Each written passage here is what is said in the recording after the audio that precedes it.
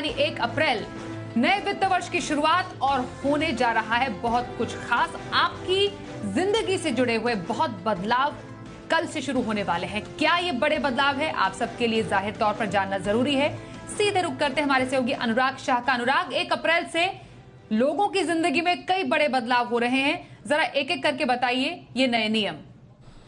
नए वित्त वर्ष से कई सारे बदलाव होने जा रहे हैं 1 अप्रैल से, और जो 10 बड़े बदलाव हैं जो आपके जीवन से जुड़े हुए हो सकते हैं वो मैं आपको बताना चाहता हूं। सबसे पहले जो हम देखें कि पिछले 2 साल से जो अलग अलग रिस्ट्रिक्शंस थे कोविड से जुड़े हुए, कैपेसिटी से जुड़े हुए, तो वहां पर बंदिशें हटने जा रही है 1 अप्रैल से। हालांकि फेस मास्क वगैरह के नियम तो जारी रहेंगे, लेकिन बाकी जो बंदिशें हैं वो कोविड से जुड़ी हुई वो 1 अप्रैल से हटने जा रही है। इसके अलावा 31 मार्च जो आखिरी दिन था आधार और पैन को लिंक करने का, तो वहां पर जो नया सर्कुलर आया है उसके मुताबिक अगर अगले 3 महीने तक आपको 500 रुपए का चार्ज देकर आप आधार और पैन को लिंक करा सकते हैं, और उसके बाद अगले 9 महीने में 1000 रुपए का चार्ज लगेगा। यानी 31 मार्च 2023 तक आपके पास विकल्प रहेगा पेनल्टी देकर पैन और आधार को लिंक करने का।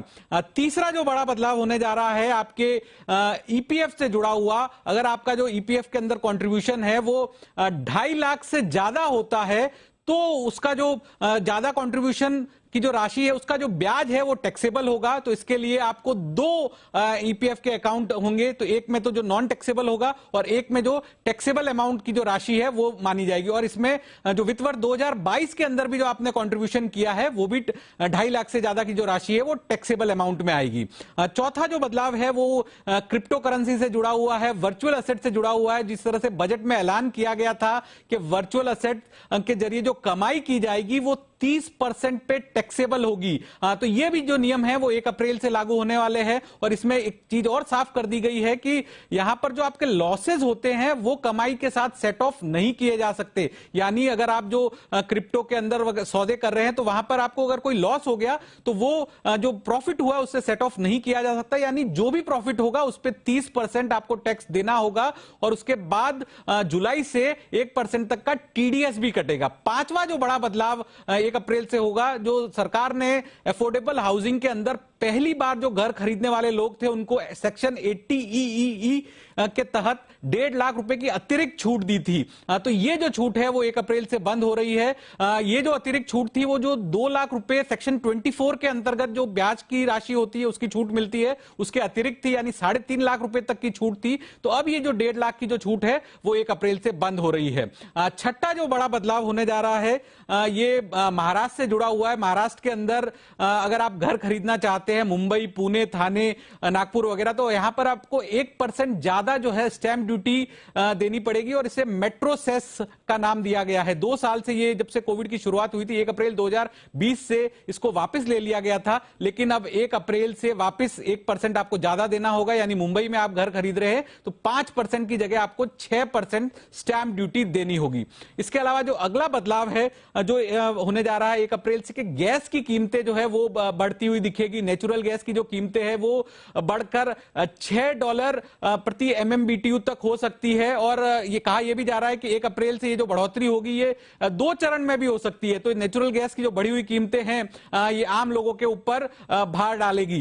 इसके अलावा जो अगला बदलाव है 1 अप्रैल से होने जा रहा है कि गाड़ियों की जो दाम है वो बढ़ते हुए दिखेंगे, क्योंकि स्टील, एल्यूमिनियम की जो कीमतें बढ़ी है तो उससे कई सारे जो बड़े ऑटोमेकर्स है, टाटा मोटर्स ने ऐलान किया है कि 2 से 2.5% तक की वो बढ़ोतरी कर सकते हैं। इसके अलावा स्क्रैपेज पॉलिसी भी लागू हो रही है। यहां पर शुरुआत में तो विकल्प होगा आपके पास स्क्रैपेज पॉलिसी का, लेकिन इसमें जो 15 साल से ज्यादा के पुराने जो व्हीकल होंगे वहां पर आपको फिटनेस टेस्ट से गुजरना होगा, और उसके बाद बताया जाएगा कि रजिस्ट्रेशन आपको वापस हो सकता है या नहीं हो सकता है। तो ये भी जो पुरानी गाड़ियां जिनके पास, उनके लिए 1 अप्रैल से अगला बदलाव होने हो जा रहा है। इसके अलावा जो दवाइयां हैं, एसेंशियल दवाइयां हैं, 800 से ज्यादा जो दवाइयां हैं उनके कीमतें जो है 10% तक बढ़ सकती है। इसमें पेन किलर से लेके एंटीबायोटिक से लेके तमाम तरह की दवाइयां हैं, क्योंकि एनपीपीए के द्वारा मंजूरी दे दी गई है कीमतें बढ़ाने की। तो ये भी जो दवाइयां हैं रोज इलाज के लिए इस्तेमाल होती है, या जो मरीज है उनके